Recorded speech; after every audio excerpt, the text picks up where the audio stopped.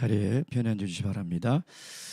한 주만에 벚꽃이 이렇게 눈처럼 떨어지는 것을 보니까 아름답기도 하면서 또 한편으로는 참 아쉬우면서 하나님의 말씀이 생각났습니다. 인생은 그달의 풀과 같고 그 영화는 들의 꽃과 같으나 그 풀은 마르고 그 꽃은 시들지만 오직 주의 말씀은 세세토록 영원하리로다. 오늘도 영원하신 그 말씀 위에 우리 믿음의 반석을 세워나가는 그런 귀한 시간 되기를 주님의 이름으로 축원드립니다. 예수 그리스도의 이름으로 하나님의 말씀 함께 공부하도록 하겠습니다. 우리가 참 어려운 레위기를 다 끝냈습니다. 그렇죠? 저번 시간에 이제 레위기 두 번째 시간에는 그 레위기와 그 신약과의 관계의 중요성을 말씀을 드렸죠. 우리가 성경의 가장 중요한 내용 중에 주제 중에 하나였다면 복음이지 않습니까? 특별히 신약 시대에는 신약 성경은 사복음서로 시작을 하고 있고 사도행전은 복음을 증거하고 있으며 서신서들은 그 복음을 해설하고 있는 것이 신약 성경이거든요. 그 복음에 대해서 정확하게 이해하기 위해서는 반드시 레위기를 이해해야 된다. 왜냐하면 복음의 핵심은 예수 그리스도의 죽으심, 십자가가 복음의 핵심이지 않습니까? 그 다음에 오늘 우리의 정체성은 왕같은 제사장, 거룩한 나라라는 것이죠. 이것은 추상적인 것이 아니라 구체적이고 실제적인 것인데 그 제사장에 대한 그 모든 것들이 레위기에 들어있다. 그래서 레위기를 반드시 이해해야 한다. 그 다음에 세 번째는 우리가 세례를 받은 이후에 사실 어떻게 살아가야 하는가, 참 이것에 대한 이야기들이 사실 과거에는 너무 많이 없었습니다. 세례 받으면 그냥 알아서 교회 다니고 신앙생활을 하는 것이고 늘 듣는 얘기는 저는 5대 교리밖에 없었어요. 그러나 5대 교리가 중요한 건 사실이지만 사실은 우리가 세례 받은 이후에 어떤 삶을 살아가야 되며 어떻게 살아가야 되는가, 이게 굉장히 중요한 것이거든요. 그래서 그걸 알기 위해서는 반드시 레위기를 알아야 한다는 것이죠. 왜냐하면 레위기를 통해서 거룩한 삶을 살아갈 수 있는 구체적인 방법과 그 비결을 제시를 하고 있지 않습니까? 그래서 5대 제사와 7대 절기를 통해서 그 5대 제사를 통해서 그 신앙의 거룩, 그 신앙이 거룩해야 되는 것은 예배를 통해서 이루어질 수 있는 것이고, 그다음에 7대 절기를 통해서는 우리 생활의 거룩이라고 그랬죠. 그 생활의 거룩의 핵심은 내 이웃을 내 몸처럼 사랑하라. 그래서 레위기는 예수님께서 말씀하신 모든 율법의 핵심이며 최고로 중요한 내용들이 사실은 전반부 후반부에 다 들어있는 책이다. 다 마쳤습니다. 이제 모세오경의 네 번째 책, 이제 민수기를 저희들이 공부할 건데요. 오늘 민수기의 개론, 민수기는 어떤 책인가 6가지에 대해서 제가 그 개관을 말씀을 드리겠습니다. 그럼 그 개관을 우리 머릿속에 잘 두면 이제 다음 시간에 이제 민수기의 구조라든지 세부 내용에 들어갈 때 많은 도움이 될 것입니다. 제가 민수기를 준비하면서 우리 성도님들에게 굉장히 죄송한 마음이 들었어요.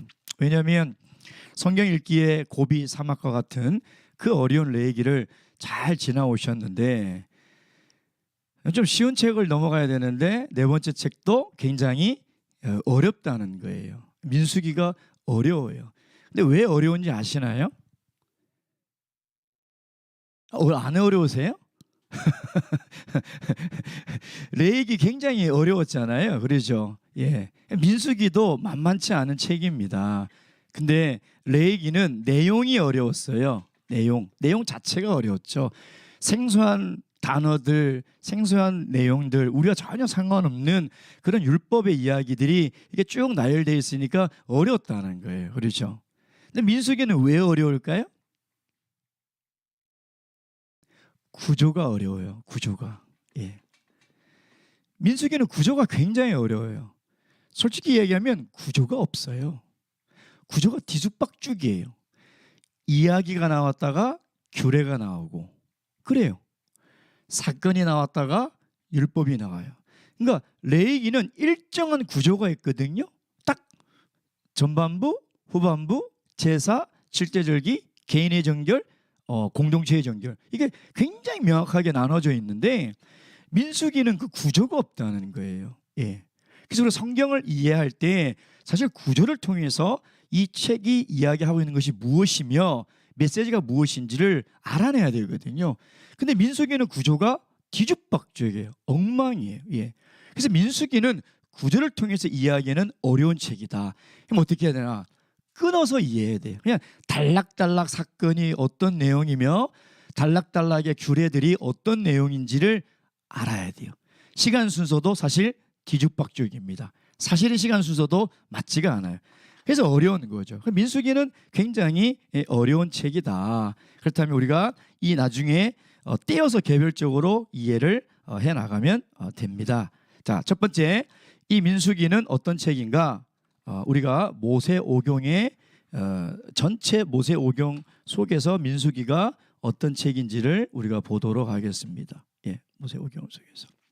모세오경 속의 민수기는 어떤 책인가?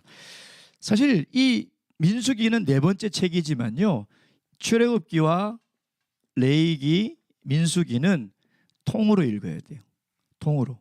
특별히 출애굽기 19장에서 레위기 거쳐서 민수기 10장까지는 이건 사실 같이 읽어야 되는 책이라는 것이죠. 예. 왜냐하면 이 출애굽기, 레위기, 민수기 이 세 권의 책을 연결하는 연결고리가 있어요. 연결고리. 그 연결고리가 뭘까요?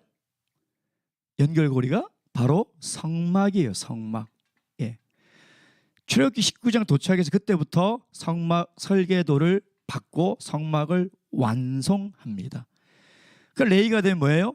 성막이 다 완성이 되고 봉헌한 이후에 여호와께서 모세를 불러서 그 성막에서 어떤 일을 하는지에 대해서 이야기를 하고 있죠. 그다음 민수기 10장 11절에 가면 뭐가 나오냐면 이제 이스라엘 백성들이 자 출애굽기 19장은 시내산에 도착한 얘기예요. 그다음에 레위기는 시내산에서 율법을 받은 얘기예요. 그럼 민수기 10장부터는 뭐냐면 시내산을 출발하는 얘기를 하는 거죠. 그게 뭐냐면 이 시내산에서 성막을 짓고 성막 안에서 일어난 일들을 다 듣고 성막이 맨 앞장서서 이제 가나안 땅으로 출발하는 이야기. 그러니까 출애굽기, 레위기, 민수기는 연결이 돼 있다. 특히 출애굽기 19장부터 민수기 10장까지는 우리가 통으로 읽어야 되는 얘기며 그 중심에는 성막이 있다. 성막이 굉장히 중요하죠. 왜냐하면 성막이 성전이 되고 그 성전이 오늘날 교회가 된 거거든요. 그러니까 이 성막을 왜 이렇게 하나님께서 중요하게 생각하는지를 우리가 잘 알아야 되는 거죠. 왜 그래요? 성막을 통해서 하나님은 하나님의 나라를 만드시는 거죠. 자, 출애굽기에서 율법을 받음을 통해서 이 율법이 언약이 되어서 하나님은 이스라엘의 왕이 되시고 이스라엘 백성들은 하나님의 백성이 됐다고 그랬잖아요. 그렇죠? 그 백성이 성막을 중심으로 민수기 가면 두 가지예요. 성막을 중심으로 진영을 치고요. 성막이 앞장서서 행군을 하는 이 두 가지거든요. 결국 하나님은 이 성막을 중심으로 하나님 나라를 만들어 가시는 거예요. 그 오늘날에 하나님 나라를 만들어가는 전초 기지가 뭐냐? 하나님의 나라를 만들어가는 가장 중요한 핵심이 뭐냐? 교회예요, 교회. 교회 공동체라는 거죠. 예. 그래서 우리가 그것을 반드시 알아야 된다. 그래서 출애굽기 19장 5절 6절에 보면 하나님께서 이 이스라엘 백성들의 정체성을 얘기하시죠. 그게 뭐예요? 거룩한 백성, 제사장, 하나님의 소유. 그러니까 뭐냐면 제사장이 되려면 반드시 뭘 알아야 돼요? 레위기의 제사법을 알아야 되잖아요. 거룩한 백성이 되려면 어떻게 해야 돼요? 레위기의 제사를 알아야 되는 거죠. 예. 그러니까 이 출애굽기에서 이스라엘 백성들의 정체성을 얘기하고 레위기를 지나서 민수기. 그러니까 모세오경 속의 민수기는 뭐냐면 그 거룩한 하나님의 백성이 되고 또 제사장 나라가 되는 그 레위기를 가지고 뭘 하는 책이냐면 실천하는 책이에요. 예, 광야에서 예배를 드리며 하나님의 거룩한 백성이 되는 그 실천을 하는 그 책이죠. 실천의 이야기다. 이렇게 생각하시면 됩니다. 두 번째 민수기는 어떤 책이냐? 광야에서 훈련하는 이야기입니다. 광야에서 훈련하는 이야기. 이게 이 장소가 굉장히 중요합니다. 광야에서 훈련하는 이야기. 그러니까 민수기 어떤 책이냐? 광야에서 훈련하는 이야기들이 되어 있어요. 그러니까 레위기가 훈련을 할 수 있는 텍스트라면 어떤 훈련을 해야 되냐? 텍스트라면 민수기는 훈련 지침서예요. 훈련 지침서. 예. 그래서 두 가지 굉장히 중요한 훈련을 합니다. 첫째는 뭐냐면 예배 드리는 훈련을 해요. 예. 여러분 이스라엘 백성들은요 지금 200만이 넘는 이 이스라엘 백성들이 광야에서 나와서 이동을 하는데 이들은 난민이 아니에요. 비록 애굽에 나와서 홍해를 건너서 시내산에 가기 전까지는 난민처럼 대열도 없고 오하열도 없이 그냥 그렇게 왔지만 시내산 이후부터 가나안 땅까지는 이들은 피난 행렬이 아닙니다. 시내산에서 약 11개월 동안 머물면서 뭐 했느냐? 뭐 했을까요? 하나님을 왕으로 모시는 하나님 나라의 백성이 되고 하나님 나라의 군대가 되는 거죠. 출애굽기 12장 41절. 출애굽기 12장 41절 보세요. 430년이 마침에 그날에 뭐가 나왔다고요? 여호와의 군대가 이미 나왔다는 거예요. 그러니까 애굽에서 나오는데 이 모세는 그들을 그냥 무리라고 하지 않고 그들이라고 하지 않고 이스라엘 백성들이라고 하지 않고 정확하게 여호와의 군대가 나왔다는 거예요. 그러니까 그걸 이어받아서 민수기 1장 3절에 뭐라고 얘기했냐면 인구조사를 하는데 20세 이상. 왜냐하면 조건이 전쟁을 나가야 되거든요. 그렇죠? 그래서 뭐예요? 그 군대대로 계수를 하는 거죠. 예. 근데 이상하잖아요. 즉 가나안 땅 가서 전쟁을 하려고 훈련을 하는데 무슨 훈련을 하냐면 예배를 드리는 훈련을 하는 거예요. 이게 정말 이상하죠. 이게 하나님 나라와 세상 나라의 가장 큰 차이점이에요. 세상 나라는 전쟁에서 승리하기 위해서 무기를 만들고 전략을 세우고 전술을 세워서 이기지만 하나님의 나라는 철저하게 예배를 드리면 승리하는 거예요. 왜냐하면 전쟁은 여호와께 속한 것이에요. 여러분 구약의 전쟁이 우리에게 이야기하는 게 뭐냐? 여호와를 바라보고 여호와를 믿으라는 거예요. 그러면 그 싸움은 누가 싸운다고요? 하나님이 싸우시는 거예요. 그들의 믿음이 있을 때는 그 전쟁에서 이겼지만 그들의 믿음이 없을 때는 전쟁에서 패한 거예요. 여러분 오늘날 우리가 매일같이 영적 전쟁을 살아가잖아요. 이 전쟁에서 승리하는 비결은 다른 것이 아니에요. 예배에 있어요. 그러니 이 예배가 얼마나 중요합니까? 우리가 세상에서 영적으로 싸워 승리할 수 있는 그 시간과 그 힘을 얻을 수 있는 시간이 예배예요. 예배를 안 드리고 어떻게 살아가냐 이 말이에요. 예배에 참석하지 않고 이 죄 많은 세상에서 어떻게 죄와 싸워 이기며 승리하며 살아갈 수 있냐.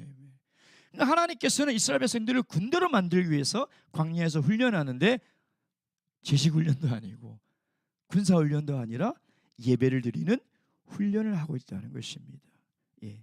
여러분 오늘도 우리가 이 예배를 통해서요 우리가 이 전쟁에서 이기는 훈련을 받는 거예요. 예배를 통해서 이 세상과 싸워 이길 수 있는 믿음의 힘을 얻는 것이고 성령의 지혜를 얻으며 살아갈 수 있는 그 시간이 예배라는. 예배는 우리 모든 그리스도인들에게 너무나 중요한 것이고 하나님의 백성이 되려면 반드시 이 예배의 훈련을 우리가 받아야 된다는 거죠. 두 번째 훈련이 뭐냐면 하나님이 인도하시는 인도를 따라가야 돼요. 왜 하나님이 인도하시는 따라가야 될까요? 그들이 그냥 야 뭐 하나님이 저쪽이다 가라 그러면 가면 되는데 왜 하나님이 인도하셔야 될까요? 하나님이 왜 우리의 삶을 인도하셔야 될까요? 예? 하나님 왜 우리 삶을 인도하셔야 될까요? 생각 안 해보셨나요? 예? 제가 그 해답을 말씀드릴게요. 자, 출애굽기 3장 7절 8절에 보면 굉장히 중요한 5개의 동사가 있습니다. 이 글자 보이시나요? 굉장히 중요한 5개의 동사가 있어요. 첫 번째 뭐예요? 보고, 듣고, 알고, 건져내고 또 뭐예요? 인도하여 이르려 하노라. 그러니까 하나님이 이스라엘 백성들을 구원하실 때 뭐냐면 그들을 보고 듣고 건져내고 그냥 두시는 게 아니라 어떻게 한다고요? 하나님이 인도하시겠다고 약속하셨어요. 그러니까 가나안 땅까지 가기까지 하나님이 우리를 인도하시겠다고 약속하셨기 때문에 이스라엘 백성들은 반드시 하나님의 인도를 따라가야 되는 거예요. 하나님이 뭐로 인도하세요? 성막으로 인도하는 거예요. 더 정확하게 얘기하면 언약궤. 더 정확하게 얘기하면 언약궤 위에 떠오르는 구름 기둥과 불 기둥. 예. 그러니 얼마나 감사해요. 하나님이 우리를 구원해 놓으시고 야 이제 내가 너희를 구원했으니 너희들 알아서 가라 이렇게 하지 않으시고 우리를 고아처럼 내버려 두지 않으시고 우리를 어디까지? 약속의 나라까지 끝까지 우리를 인도하신다니 얼마나 감사해요. 만약에 우리 기독교 신앙이 회개하고 세례 받아서 성령 받고 우리 스스로 우리가 알아서 찾아서 천국까지 가야 된다면 얼마나 힘드냐 이 말이에요. 그리고 그 확률이 얼마나 떨어지겠냐 이 말이에요. 근데 완전하신 하나님께서 우리 인생을 인도하시겠다고 약속하셨고 오늘도 인도하고 계시잖아요. 말씀과 성령으로. 말씀과 성령으로 인도하고 있잖아요. 그러니 우리는 어떻게 해야 돼요? 비록 천국은 가본 적도 없고 어떻게 가야 되는지 모르지만 뭐가 두렵냐 이 말이에요. 뭐가 걱정이 되냐 이 말이에요. 그냥 하루하루 하나님께서 말씀과 성령으로 인도하는 그 인도함에 순종하여 한 발짝 한 발짝 가면 돼요. 하나님이 실수가 있으십니까? 하나님이 실수가 있으시냐 이 말이에요. 그렇게 한 발짝 한 발짝 가면 반드시 천국에 도달하게 되는 거예요. 하나님이 우리를 인도하시는 거죠. 예. 그래서 광야에서 훈련하는 이야기인데 예배 훈련과 하나님이 인도하는 훈련이다. 세 번째 민수기는 어떤 책이냐? 광야에서 일어난 이야기다. 사실 민수기의 키워드는 뭐냐면 광야입니다. 광야. 히브리어로 민수기를 뭐라고 하냐면 베미드바르 이면 말하면 광야에서라는 뜻이거든요. 광야가 제일 중요해요. 광야. 제가 예전에 신해산 광야 갔을 때 광야에서 민수기를 읽어봤어요. 느낌이 달라요. 광야에서 민수기 읽으니까 이게 달라요. 예. 이게 막 다 갖춰진 이런 곳에서 있는 게 아니라 정말 광야 한복판에서 민수기를 읽는데 정말 느낌이 다르더라고요. 예. 그래서 민수기는 광야에서 일어나는 일이라는 거죠. 그 광야가 어떤 곳인지를 우리가 잘 알아야 돼요. 왜 하나님은 하필이면 광야로 인도하셨냐 이 말이에요. 왕이 데려가 있음에도 불구하고 왜 광야로 인도하셨냐 이 말. 출애굽기 보면 분명히 그랬어요. 하나님께서 그들을 광야로 인도하셨다라고. 광야가 어떤 곳일까요? 첫째, 아무것도 없는 곳이에요. 진짜 가면 아무것도 없어요. 근데 모든 것이 다 있는 곳이에요. 단 하나님이 함께 계시면. 광야는 눈으로 볼 때는 아무것도 없어요. 근데 하나님이 계시면 모든 것을 다 공급해줘요. 옷도 해지 않게 하시고 신발도 닳지 않게 하시고 절대 우리를 굶주리지 않은. 광야에서 굶어서 죽은 이스라엘 백성은 한 명도 없어요. 불순종해서 죽었지. 원망해서 죽었지. 반역해서 죽었지. 굶주려서 죽은 사람 없다니까요. 그러니 무엇을 먹을까 무엇을 마실까 염려할 필요 없다니까요. 무엇을 입을까 염려하지 말라니까요. 하나님이 공급하세요. 광야는 그런 곳이에요. 광야는 아무것도 할 수 없는 것이지만 모든 것이 가능한 곳이에요. 단 하나님이 함께 하시면. 그것이 광야라는 것이죠. 두 번째 광야는 어떤 곳이냐? 유혹이 있는 곳이에요. 지금 광야 가면요 아무것도 없어요. 풀도 없고 나무도 없고 물도 없고 아무것도 없어요. 근데 아무것도 없는 곳에 무슨 유혹이 있을까요? 어떤 유혹이 있을까요? 가장 강력한 유혹이 있죠. 어떤 유혹요? 애굽으로 돌아가려는 유혹. 이게 제일 큰 유혹이에요. 그러니까 우리가 광야를 살 때 우리에게 찾아온 제일 큰 유혹이 뭐냐면 다시 세상으로 돌아가려는 유혹이죠. 왜 애굽으로 돌아가려고 했어요? 잘 먹는 노예가 되고 싶은 거죠. 굶주린 하나님의 백성이 되기보다는 잘 먹는 노예가 되고 싶은 거예요. 여러분 우리에게 늘 그 유혹이 있어요. 신앙생활하면서 가난하게 살고 힘들게 사는 것보다 그냥 세상에서 편안하게 잘 먹고 사는 것이 훨씬 좋지 않을까 하는 유혹이 광야에 있다니까요. 늘 그런 유혹이 있는 곳이에요. 그래서 예수님도요 광야에서 시험 받을 때 제일 첫 번째 받은 시험이 뭐예요? 먹는 거예요. 먹는 시험. 예, 그 받은 거잖아요. 세 번째 광야는 어떤 곳이냐? 배신과 반역이 있는 곳이에요. 이 말은 뭐냐면 보세요. 하나님이 구원하셨고 하나님이 보호하시고 구름 기둥으로 불 기둥으로 하나님이 인도하시는 곳이죠. 그잖아요. 근데 그곳에 하나님을 배신한다니까요. 하나님 만나를 매일 먹여주시잖아요. 물을 주시잖아요. 근데 그곳은 하나님을 반역하는 곳이에요. 광야가 그런 곳이에요. 그래서 네 번째 광야는 그래서 하나님의 신실함이 확인되는 곳이에요. 그게 무슨 말이냐? 여러분 민수기를 보면요, 하나님이 광야에서 이스라엘 백성들은 끊임없이 뭐 하냐면 이제 민수기 1장 2장의 1차 인구조사고 26장의 2차 인구조사거든요. 그 안에 샌드위치처럼 있는 내용들이 광야에서 이야기인데 그 내용이 전부 다 뭡니까?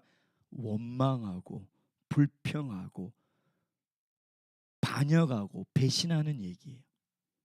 그 얘기예요. 그럼 하나님이 뭐 하신지 알아요? 참아주시고 기다려주시고 용서해주시고 끝까지 약속을 지켜나가시는 거예요. 여러분 민수기를 보면요, 하나님이 얼마나 신실한 분인지 그걸 우리가 확인할 수 있어요. 하나님 정말 신실한 분이에요. 이스라엘 백성들은 끊임없이 불평하고 원망하고 반역하고 배신하고 심지어 모세를 돌로 쳐 죽이고 새로운 리더를 세워서 애굽으로 돌아가자고 함에도 불구하고요, 하나님은 끝까지 그들을 기다려주시고 오래 참아주시고 그들에게 긍휼을 베풀어 주시는 거예요. 예, 예. 다섯 번째 광야는 어떤 것입니까? 우리의 인생입니다. 우리의 인생. 광야는 우리의 인생이에요. 그러니까 광야는 고통이 있고 불편한 장소예요. 여러분 우리 인생은요, 고난을 위해서 태어났다고 그랬잖아요. 그러니까 야 우리 인생은 아름다워야 되고 우리 인생은 행복해야 되고 우리 인생은 편해야 된다 그러면 우리의 인생을 잘 모르는 거예요. 아니 오해하고 있는 거예요. 우리의 인생은 광야와 같은 것이에요. 불편해요. 왜 불편해요? 광야의 불편한 가장 이유가 뭐예요? 결핍 때문에요. 부족하기 때문인 거죠. 먹는 게 부족하고 마시는 게 부족하고 생활하는 집이 부족하죠. 그게 부족한 거죠. 예. 근데 뭐예요?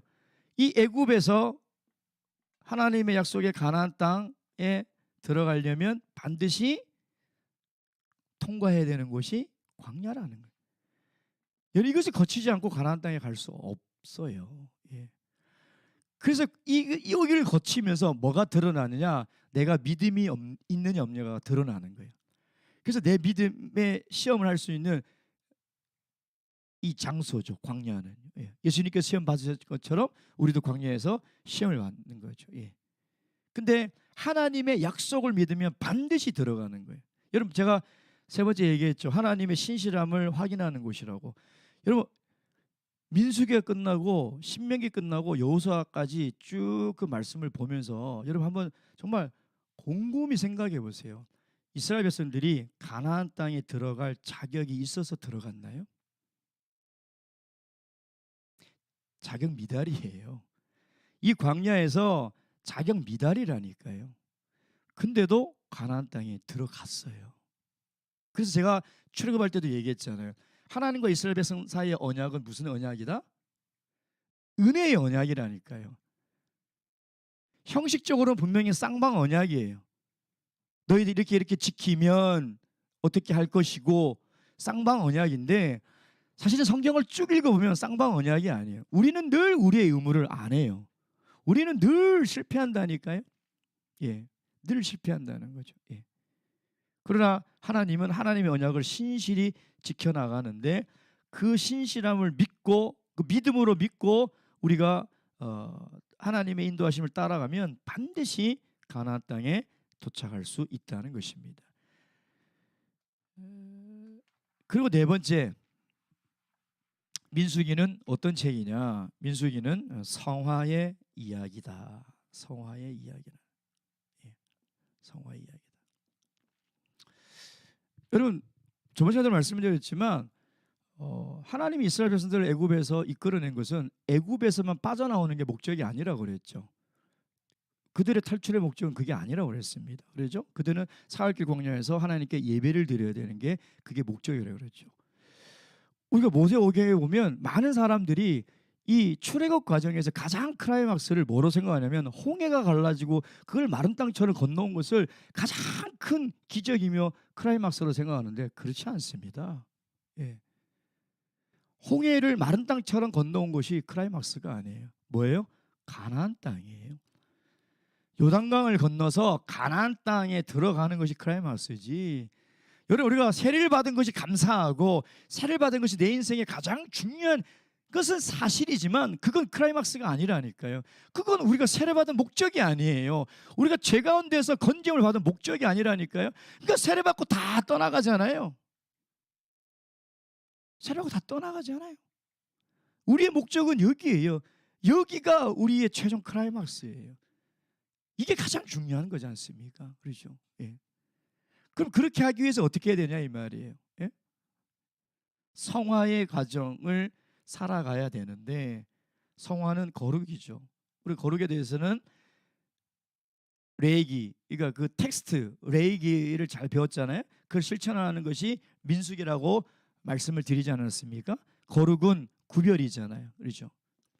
그래서 어떻게 구별되게 살아갈 수 있느냐, 민수기에 보면 하나님을 예배하고 하나님 말씀에 순종하는 거예요. 여러분, 우리가 세상 사람과 어떻게 구별될 수 있어요? 안식일을 거룩히 지키라. 그 말씀 순종하면 구별이 되는 거예요. 구별이 되는 거예요. 세상 사람들은 안식일 날 뭐예요?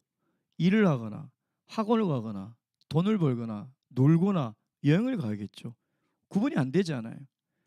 근데 하나님의 백성이 만약에 안식일에 구분이 안 되게 그렇게 살아간다면 어떻게 여기를 갈 수 있냐 이 말이에요. 여기를 어떻게 갈 수 있냐 이 말이에요. 반드시 성화의 과정을 거쳐서 우리의 최종 목적지 여기까지 가야 되는데, 나중에 말씀을 드리겠지만 우리가 거룩히 살지 않으면, 제가 얘기했잖아요. 민수기는 하나님의 성막을 중심으로 살고 하나님의 성막을 맨 앞에 들고 행진하는데, 우리가 거룩해지지 않고 구별하지 않으면 어떻게 하나님과 함께 진영을 치며 살아갈 수 있냐? 못 살아요. 그래서 민수기 보면 거룩을 깬 사람은 어떻게 진 밖으로 쫓아내거든요. 진 밖으로 쫓아내는 거예요. 예, 진 밖으로 쫓아내는 거예요. 원수를 사랑하라. 그럼 세상 사람들은 원수를 어떻게 해요? 복수하잖아요. 뭐 대로 받으면 뭐로 주나? 대가 크나요? 말이 크나요? 헷갈리는데 말이 더 커요? 대로 받고 말로 주잖아요. 그렇죠? 근데 우리 하나님의 백성들도 만약에 내가 상처받았어, 두고 보자 내가 언젠가는, 그러면 어떻게 구별이 됩니까? 구별될 수가 없잖아요. 여러분, 사랑해야 될 원수 많죠? 맞잖아요. 가까이도 있고 멀리도 있고 많잖아요. 사랑하면 되는 거예요. 사랑하면 우리가 구별되는 거예요. 우리가 거룩해지는 거예요. 결국 그것이 우리를 가나안 땅까지 인도하는 힘이라는 것입니다. 문제는 그렇게 말씀대로 안 살아진다는 거죠. 저도 잘 안 돼요. 저라고 되겠습니까? 어떤 집사님이 그러더라고요. 목사님은 죄 안 짓죠? 뭔 소리 하세요? 예. 목사님 말씀 다 순종하시죠? 뭔 소리 하세요? 똑같아요. 똑같아요. 다만 노력을 하죠. 여러분, 우리가 한꺼번에 하나님의 말씀을 완벽하게 다 순종하며 살아가려면 부담이 돼서 안 돼요. 근데 하나하나 차근차근. 그래서 이 성화의 이 훈련은 반드시 해야 될 게 뭐냐면 꾸준히 차근차근, 그 다음에 끝까지. 여러분, 신앙 훈련을 할 때 제일 중요한 게 뭐냐면 하나라도요, 꾸준히, 그리고 하나씩, 두 개씩, 그리고 끝까지 해야 돼요. 하다 말고 하나님 말씀대로 살아야지 하다가 안 되니까 포기하고 한 몇 달 지나 그러면 안 돼요. 안 돼도 또 하고 꾸준히 해야 돼요. 제가 청년들하고 성경 공부하면서, 지금 우리 대학부 사청부하고 계속 성경 공부하는데 제가 제일 강조하는 게 뭐냐면 말씀을 실천해라. 하나씩이라도, 한 주에 하나씩. 그래서 마지막에 그걸 꼭 적어요. 그걸 한 주 동안 그걸 나눠요. 그걸 꼭 나눠요. 왜냐하면 그러지 않으면 젊었을 때 하나님 말씀으로 성경 공부해서 머리에 뭐만 나냐면 지식만 남아 있어요. 지식만. 그 삶의 실천이 안 돼. 그러니까 변화가 하나도 안 되는 거예요. 말씀은 많이 하는데 실천이 안 돼. 영적 병에 걸려버리는 거죠. 듣는 기만 이만큼 높아지고 아는 것만 많아서 판단만 잘하지 그렇게 못 살아가는 거예요. 구별되게 못 살아가는 거예요. 제일 불쌍한 사람이에요. 바리새인들처럼 제일 불쌍한 사람. 예. 반드시 실천해야 돼요. 한 주에 하나씩. 한 주에 하나씩 실천해 보세요. 1년이면 52개예요. 10년이면 520개라니까요. 그렇게 신앙생활을 20년, 30년 해보세요. 내가 어떻게 되는지 알아요?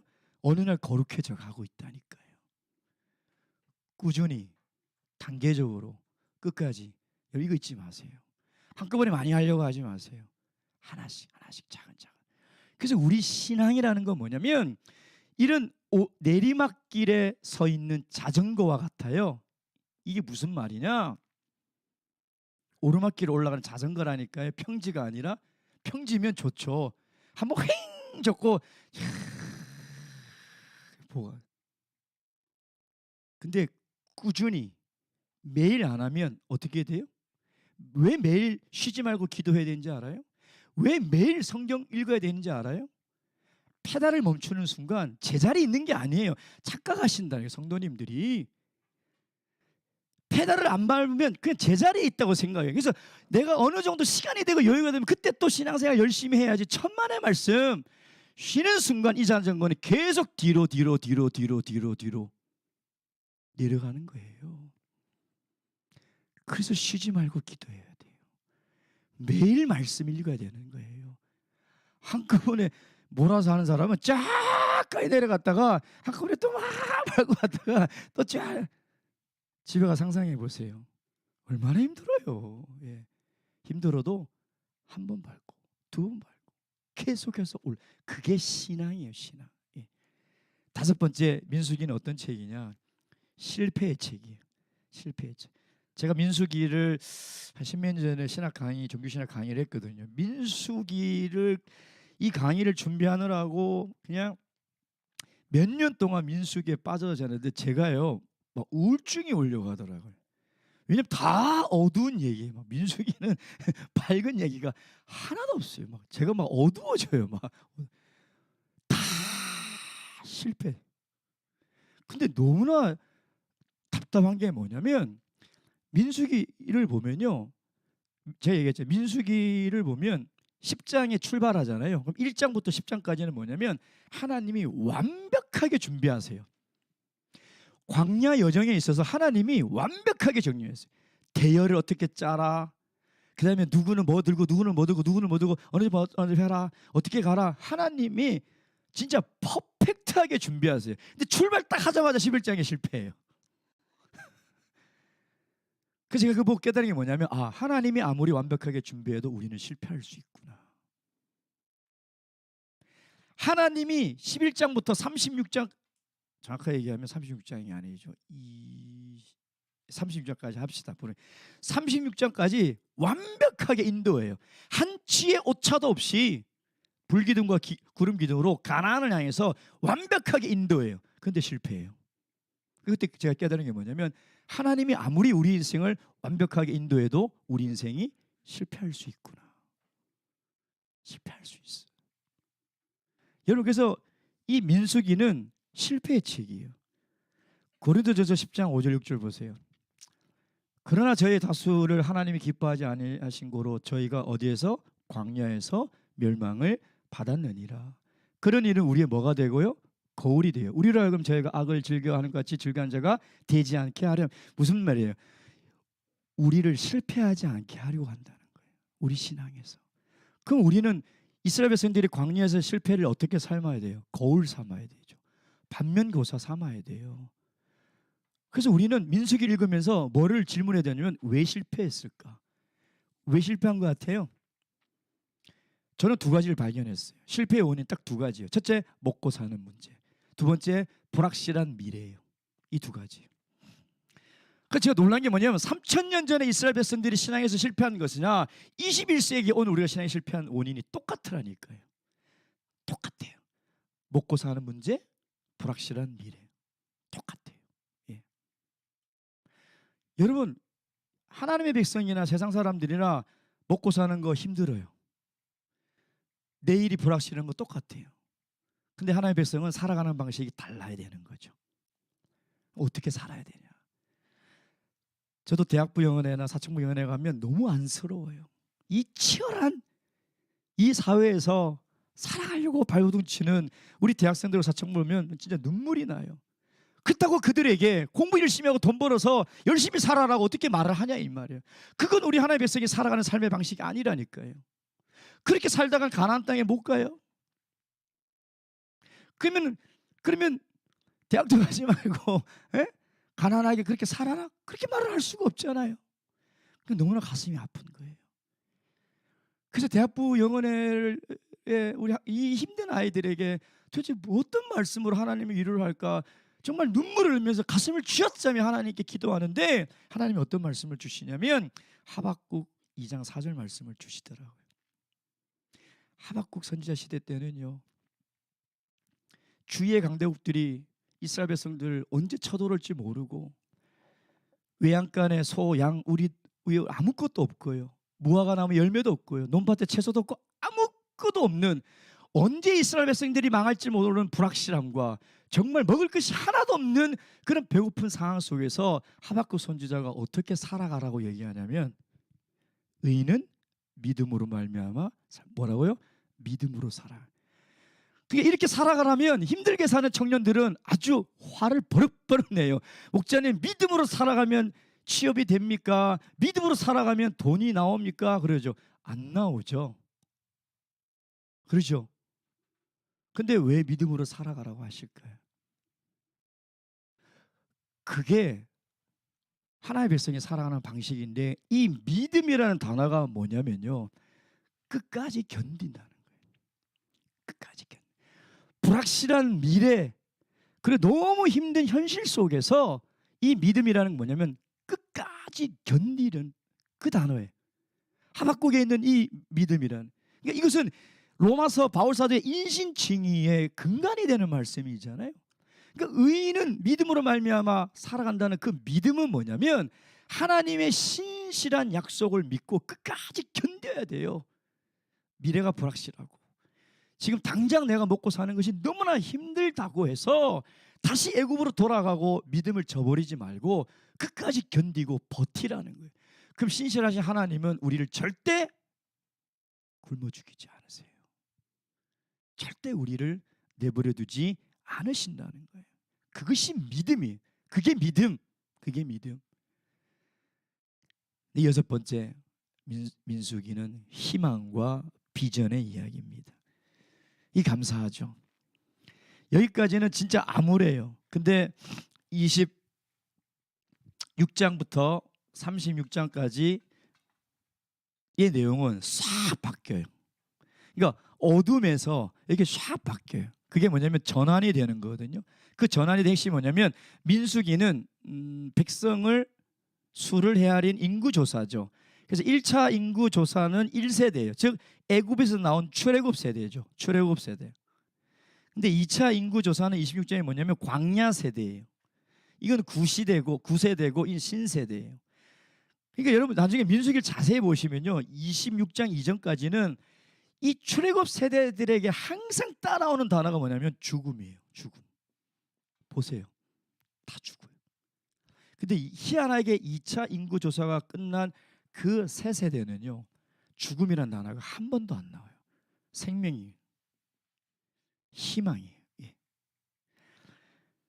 그러니까 이 민수기는 모든 것이 실패의 책 같지만 마지막에 희망이 있는 거죠. 거기에서도 하나님의 은혜의 약속이 보이는 거죠. 뭐예요? 1세대들은 하나님 앞에 다 실패했어요. 그러면 하나님이 다 실패했으니 그냥 다 포기할 수 있는데 그렇지 않다는, 40년을 왜 기다리셨을까요? 두 가지 목적이에요. 실패한 1세대들이 다 죽을 때까지 기다리고, 근데 이건 사실 큰 중요한 목적이에요. 더 중요한 목적, 죽이려면 그냥 하나님이 불러 죽이면 되잖아요. 땅을 갈라서 죽이면 되잖아요.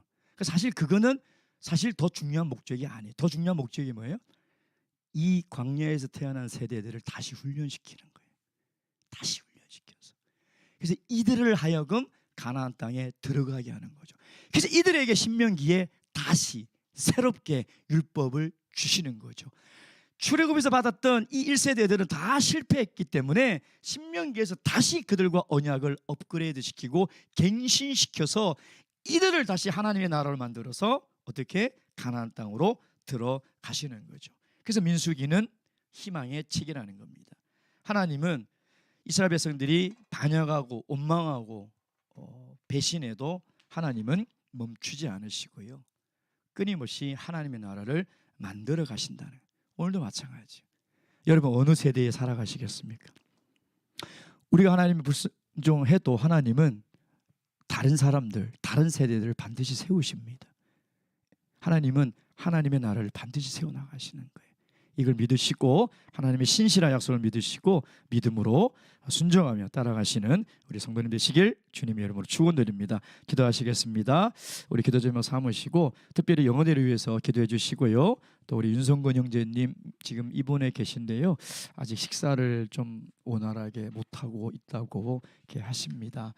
하나님께서 긍휼을 베풀어 주셔서 그 질병과 마음의 또 고통을 하나님께서 치유해 주시기를, 또 형미자매 회복 과정과 치료의 준비 과정에 있습니다. 함께 기도하도록 하겠습니다.